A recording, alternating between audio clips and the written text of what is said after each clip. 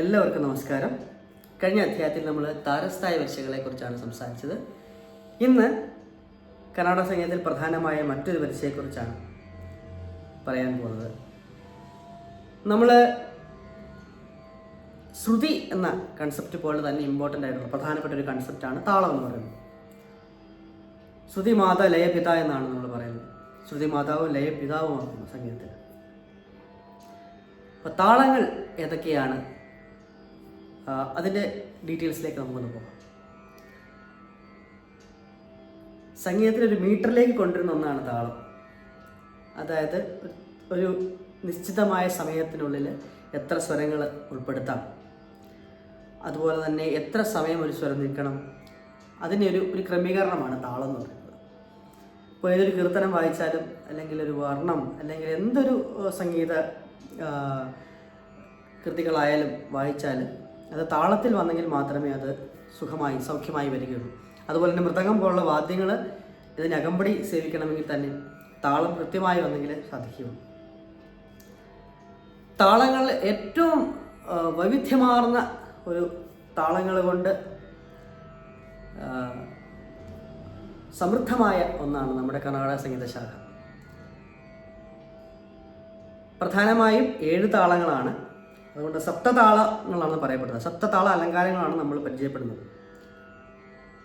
7 താളങ്ങൾ. 7 താളങ്ങൾ ഏതൊക്കെയാണെന്ന് ചോദിച്ചാൽ ധ്രുവതാളം, ധ്രുവതാളം, മധ്യതാളം, രൂപകതാളം, ഝംപതാളം, ത്രിപുടതാളം, അടതാളം, ഏകതാളം. ഇങ്ങനെ 7 താളങ്ങളുണ്ട്. അടിസ്ഥാനമായി 7 താളങ്ങൾ. ഈ 7 താളങ്ങളെ വീണ്ടും 5 ആയിട്ട് ഭാഗിക്കപ്പെട്ടിട്ടുണ്ട്. അതായത് അതിൻ്റെ ലഘു എന്നൊരു കൗണ്ടിനെ ബേസ് ചെയ്ത്. അപ്പോൾ ഈ താളങ്ങൾ പറയുമ്പം കുറച്ച് അംഗങ്ങൾ, കുറച്ച് സിഗ്നേച്ചർ അല്ലെങ്കിൽ സൈൻസ് പറയാനായിട്ടുണ്ട്. അതുകൂടെ പറഞ്ഞാലേ താളങ്ങളെ വ്യക്തമായിട്ട് പറയാൻ സാധിക്കുള്ളൂ. അപ്പോൾ ആദ്യം 7 താളങ്ങളുണ്ടെന്നുള്ളത് നിങ്ങൾ മനസ്സിൽ വെക്കുക, ഈ പറഞ്ഞ താളങ്ങൾ.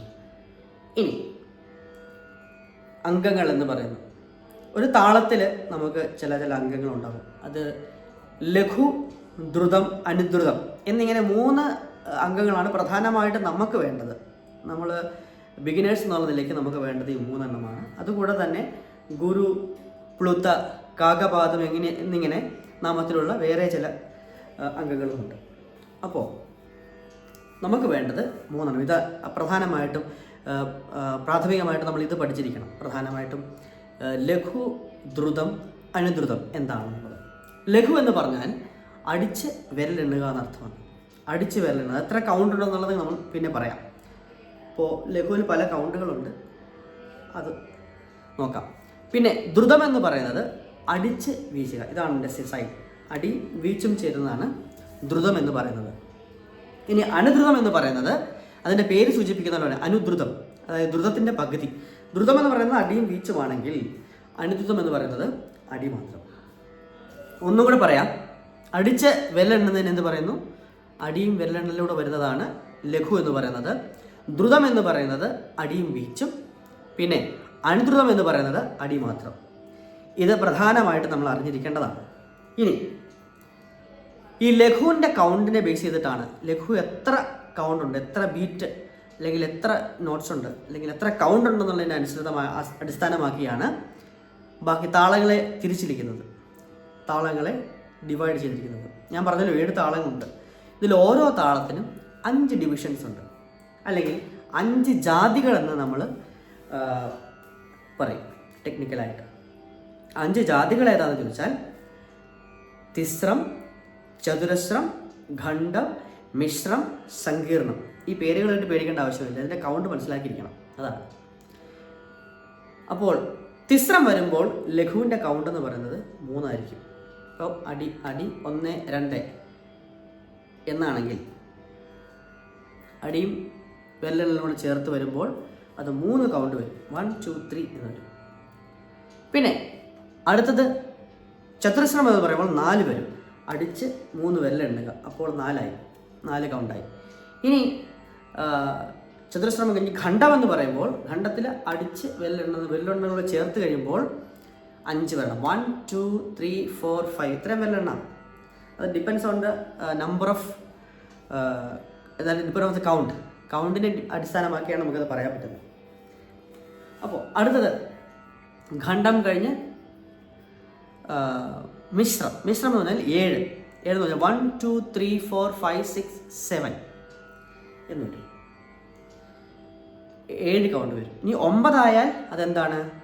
9 ആയാൽ അതിൻ്റെ പേര് സങ്കീർണം. 1 2 3 4 5 6 7 8 9 എന്ന് പറയാം.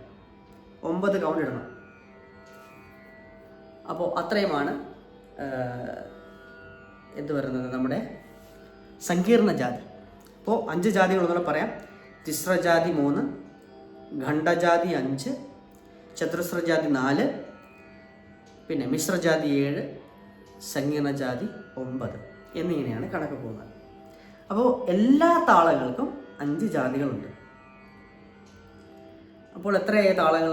ഒരു താളം 5 ടൈപ്പ് ഉണ്ടെന്ന് പറയുമ്പോൾ 7 × 5 35 താളങ്ങൾ. ഓക്കെ, അപ്പോൾ 35 താളങ്ങളാണ് ബേസിക്കലി ഉള്ളത്. ഇനി ഈ താളങ്ങളെ വീണ്ടും നമുക്കൊന്നുകൂടെ ഡിവൈഡ് ചെയ്യാൻ പറ്റും. ഗതി എന്ന് പറയും. അതായത് പാടുന്നതിൻ്റെ ഗതി ഏത് രീതിയിലാണ്? തിസ്രഗതിയാണോ ഖണ്ഡഗതിയാണോ? ഇപ്പോൾ തക്കിട്ട തക്കിട്ട തക്കിട്ട തക്കിട്ട, ദിസ് ഇസ് കോൾഡ് തിസ്രഗതി. ഇതാണ് തിസ്രഗതി. ചതുസ്ര തക്ക ധീമി തക്ക ധീമി തക്ക ധീമി, അതാണ് ചതുസ്രഗതി. ഖണ്ഡം തക്ക തക്കിട്ട തക്ക തക്കിട്ട തക്ക തക്കിട്ട, ഖണ്ഡഗതി. ഇനി മിശ്രം എന്ന് പറയുമ്പോൾ തത്തീം കിട്ടക്ക് തത്തീം കിട്ടക്ക് തത്തീം കിട്ടക്ക്. ഇനി അത് സങ്കീർണം തത്തീം തത്തിക്കിട്ടക്കു തത്തീം തത്തിക്കിട്ടക്കു തത്തീം തത്തിക്കിട്ടക്കു തത്തീം തത്തിക്കിട്ടക്കു. ഇതിപ്പോൾ 9 എന്ന് പറഞ്ഞ ആ ഒരു രീതിയിൽ ഇങ്ങനെ ഗതികളുണ്ട്. അപ്പോൾ ഈ ഗതികളുടെ ഭേദങ്ങൾ എന്ന് പറയുമ്പോൾ അതും 5 തന്നെയാണ്. അപ്പോൾ 35 × 5 എന്ന് പറയേണ്ടി വരും എത്ര താളങ്ങളുണ്ടെന്ന്. 35 × 5 എന്ന് പറയുമ്പോൾ 175 താളങ്ങൾ. ആദ്യത്തെ അലങ്കാരം നമുക്ക് നോക്കാം. ധ്രുവതാളം. അതിൽ 14 അക്ഷരമാണ് വരുന്നത്, 14 കൗണ്ടാണ് വരുന്നത്. അപ്പോൾ ആ താളം പിടിക്കുന്നതെന്ന് പറഞ്ഞാൽ താളത്തിൽ 14 കൗണ്ട് വരണം. അതിനകത്ത് എങ്ങനെ താളം എന്ന് ചോദിച്ചാൽ 1 2 3 4 5 6 7 8 9 10 11 12 13 14 ഇങ്ങനെയാണ് 14 അക്ഷരങ്ങൾ കാണിക്കുന്നത്. ഈ അക്ഷരം മാത്ര എന്നൊക്കെ പറയുന്ന സാധനങ്ങൾ മാറി മാറി ഉപയോഗിക്കാറുണ്ട് കേട്ടോ, ചില ഓരോ കോണ്ടെക്സ്റ്റ്. ഞാൻ പിന്നീട് പറയാം. അപ്പോൾ അക്ഷരം തൽക്കാലം നിങ്ങൾ അങ്ങനെ വിചാരിക്കുക, അക്ഷരങ്ങളെന്ന് വിചാരിക്കുക. കൗണ്ട് എന്ന് പറയാം. ഇതിങ്ങനെ ഇട്ടുന്നു. ആദ്യം ഒരു ലഘു 1 2 3 4. ഇത് നമ്മൾ പഠിക്കാൻ പോകുന്നത് ചതുസ്ര ജാതി ധ്രുവതാളമാണ്. അതുകൊണ്ടാണ് 4 ലഘുവിന് 4 കൗണ്ട് വന്നത്. 1 2 3 4. ദെൻ ഇനി ഒരു ദ്രുതമാണുള്ളത്. ആദ്യത്തെ ലഘു കഴിഞ്ഞാൽ ദ്രുതം 1 2 ദ്രുതം. പിന്നെ 1 2 3 4 അഗൈൻ ലഘു, വീണ്ടും ലഘു 2 3 4. താളമുദ്രത്തിൽ കാണിക്കാം. ലഘു ദ്രുതം ലഘു വീണ്ടും ഒരു ലഘു.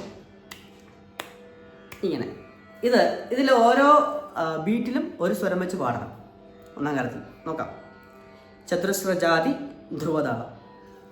സരി ഗ മ ഗരി സരി ഗരി സരി ഗ മ, ഇങ്ങനെ പോകും.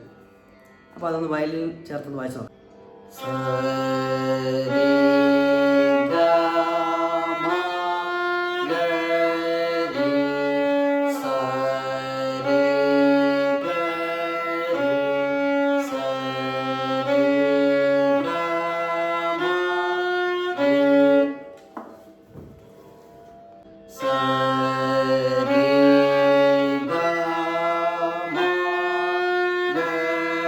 ഗരി സരി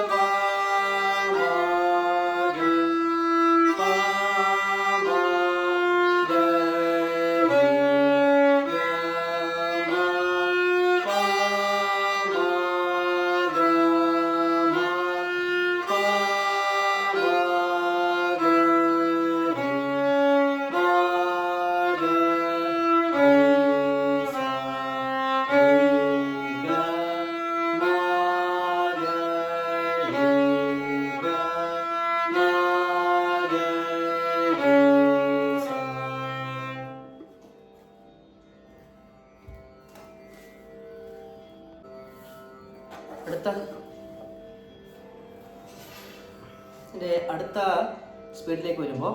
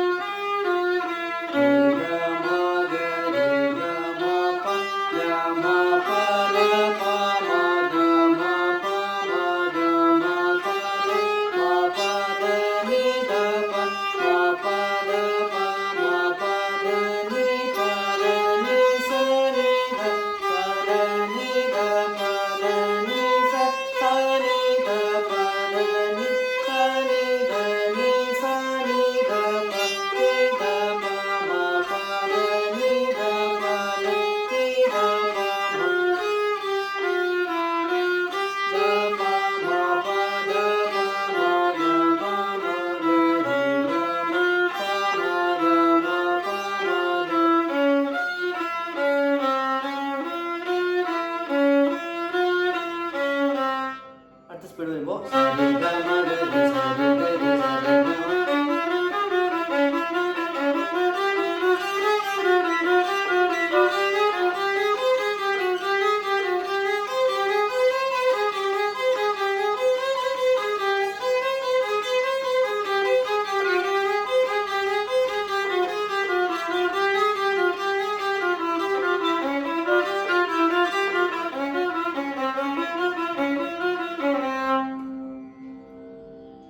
ഇനി വീണ്ടും സ്പീഡ് കൂട്ടി വായിക്കാം.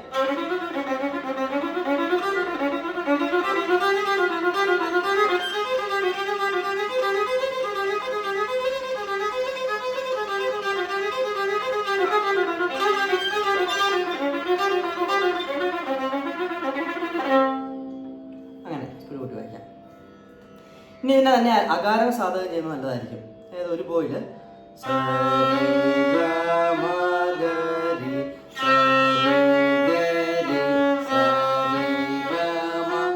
അങ്ങനെ ഒരു ആദ്യത്തെ പോലെ സരിഗമഗരി സരിഗമഗരി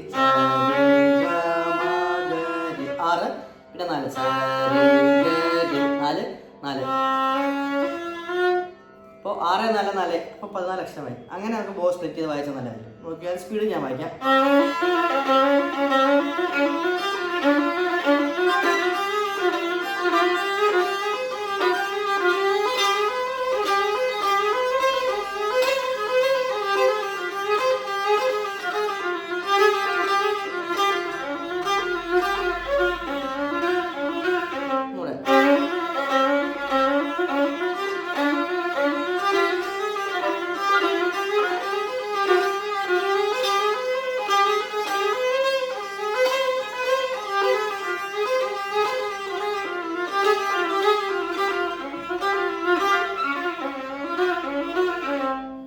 പിന്നെ ഒരു ബോയിൽ 14 അക്ഷരം വെച്ച് പിന്നെ ഒരു ബോയിൽ 14 അക്ഷരം വെച്ചാൽ അപ്പം കൈക്ക് നല്ലൊരു പിടുത്തം വരും കേട്ടോ.